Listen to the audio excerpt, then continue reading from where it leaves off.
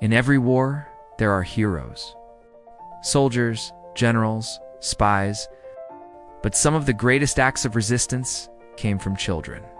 This is the true story of Freddie Oversteegen. She was just 14 when she became a Nazi hunter. Freddie grew up in the Netherlands, in the quiet town of Haarlem.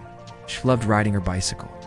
She loved trees, poetry, stories. But by 1940, her world shattered. Nazi Germany invaded, soldiers filled the streets, neighbors disappeared overnight. Freddie watched in silence, but inside, a storm was building.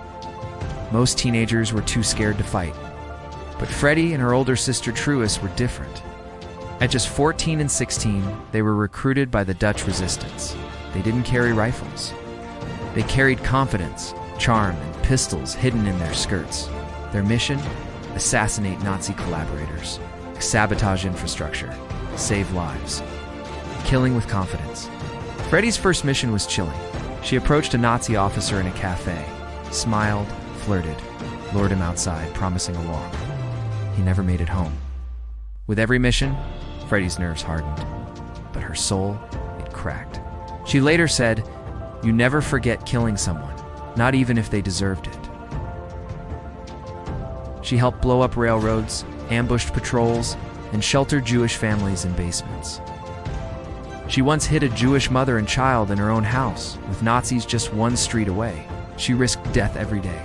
And still, she kept riding her bicycle, like nothing was happening. The war ended. The world moved on.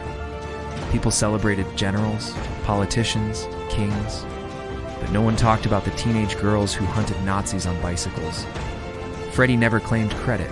She lived quietly, worked as a nurse, raised a family. It took 50 years for the Dutch government to honor her. When asked about her past, Freddie said, "We were not heroes. We were just ordinary girls in extraordinary times." She died in 2018, at age 92. Few remembered her name. But her courage lives on, in every act of defiance, every whisper of justice. Even if history forgot to write her in the headlines, if this is the first time you've heard Freddie's name, you're not alone. There are hundreds of stories like hers across Europe, buried beneath medals and silence. Subscribe and help us bring Europe's forgotten heroes back to light.